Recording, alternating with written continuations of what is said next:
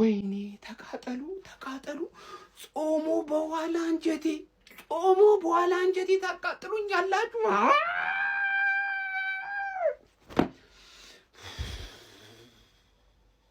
ተቃጠሉ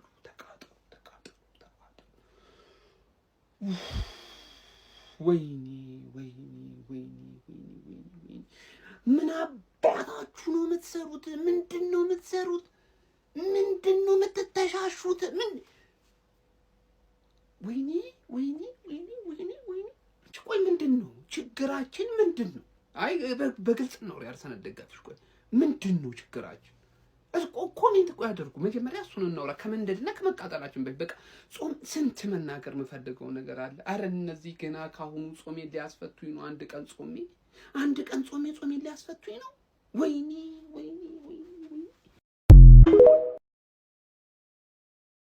ጋይስ አርሰናል እየጾመ ቢሆንስ የሁለቱንም የክርስቲያን ሙስሊም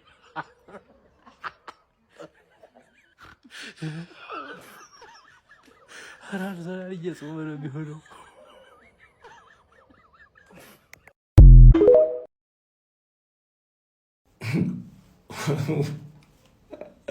ከሁለት ለባዶ ሁለት እኩል ካምባክ ሰራብን። ቤስት ዲፌንስ ኢን ዘ ሊግ ይሄ ነው። ቤስት ዲፌንስ ኢን ዘ ሊግ አርቴታ በህይወቴ እስካሁን ድረስ እንደ ዛሬች ዕለት አቃጥለኝ አታውቅም። ላስት ሲዝን ከቦርንማውዝ ጋር ካደረከው የባሰ 86ኛ ደቂቃ ላይ ገና 10 ምናምን ደቂቃ ላለበት ጨዋታ ሰዓት ግደሉ ትላቸዋል። አንድ ሰው ተጫዋች ምናምን እንዳይል የዛሬው ሙሉ በሙሉ አርቴታ ሙሉ በሙሉ ማለት ሰንደርላንድ ላይ ልክ እንደዚህ እንደገባብን ምን እሺ ነው አንድ ጎል እንደዚህ በዚህ ደረጃ ደረትን ነፍተ የምትተማመነው? የደከሙ ተጫዋቾች 60 ደቂቃ ተጫውተው ፈርስት ሃፍ ኤፍሲ የሆኑ ተጫዋቾችን ይዘ 30 ደቂቃ የደከመ ተጫዋች ይዘ አንድ ጎል እከላከላለሁ የምትለው እንዴት ብትንቃቸው ነው? የፕሪሚየር ሊግ ቡድኖችን ዘንድሮ ማን አርቴታ ዋንጫ ብትበላ ራሱ ይሄ ጨዋታ መቼም ከልብ ያወጣ ገመትኩ። ዛሬ ቅጥልን ያረከኝ እንደዚህ ተቃጥያ አላውቅም። አብዛኞቻችሁ የገመታችሁት አቀጣጠል አለ ከሱም የባሰ እኔ እንደዚህ ቃጠል በረመዳን ለምን እንደዚህ የሚቃጠለው የበላሁት ምግብ ጠግቤ እንዳለ ተነነ 7 ነጥብ ማድረግ የምንችለውን 5 ነጥብ አሁን ተስተካካይ ጨዋታ 2 ነጥብ 2 ነጥብ በቃ አለቀ። ዘንድሮ ደግሞ ከቢግ ሲክስ ጋር ከቼልሲ እና ከቶተናም በስተቀር ማንንም ማሸነፍ አትችልም። በቶተናም ጨዋታ ኒውካስልን ሲያሸንፉ ልታረከባቸው በዚህ አይነት ማለት ለምንድነው ሶስተኛ ጎል ማግባት እየቻልክ ሰዓት ግደሉ የምትላቸው ተጫዋቾቹን? ለምንድነው ሰዓት ግደሉ የምትላቸው? በእኛ ሜዳ የሰጡንን ኦን ጎል አንደኛውን አስተፉን አንደኛውን። ኧረ ወይኔ እንዴት አባቱን ያቃጠልከኝ